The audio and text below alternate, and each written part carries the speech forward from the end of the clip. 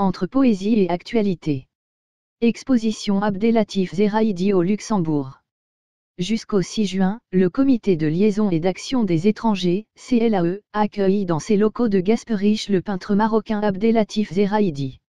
Né en 1960 à Ouedzane dans le Rif marocain, l'artiste intègre à l'âge de 20 ans l'École nationale des beaux-arts de Tétouan où l'ambiance cordiale et l'émulation fortifient sa vocation et éveillent sa curiosité et son ouverture au monde. Ses premières œuvres seront des vues de Médina, de portes chérifiennes, des purs paysages marocains. Les circonstances de la vie le poussent à quitter son pays natal pour s'installer dans un premier temps en 1988, en France, à Dijon, où il suit les cours de la réputée École nationale des beaux-arts. C'est là que ses tentations vers l'abstraction se matérialiseront. Plus tard, Zeraïdi est en Italie, et, malgré une vie professionnelle difficile, il n'hésite pas à consacrer du temps à d'élégantes vedutes vénitiennes. Installé depuis quelques années à Echternach, Abdellatif Zeraïdi a su saisir l'atmosphère particulière de la ville et la fixer sur la toile avec une maîtrise coloriste et luministe héritée des impressionnistes et des post-impressionnistes. Ses travaux sur la cité abbatiale ont fait l'objet d'une exposition en 2002.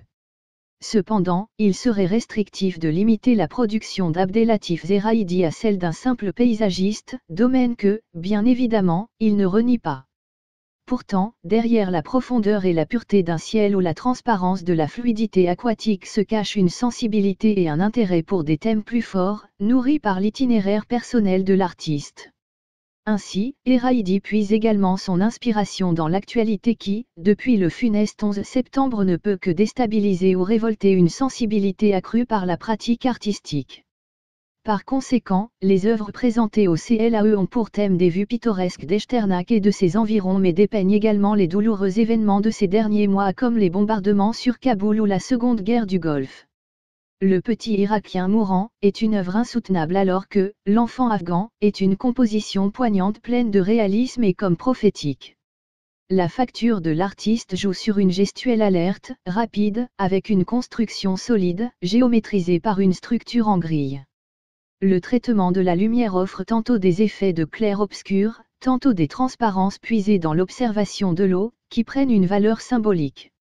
Celle de la volonté d'aller au-delà des choses, tout en exprimant le monde intérieur de l'artiste avec la plus grande spontanéité et même impulsivité. Nathalie Becker. Historienne, critique d'art.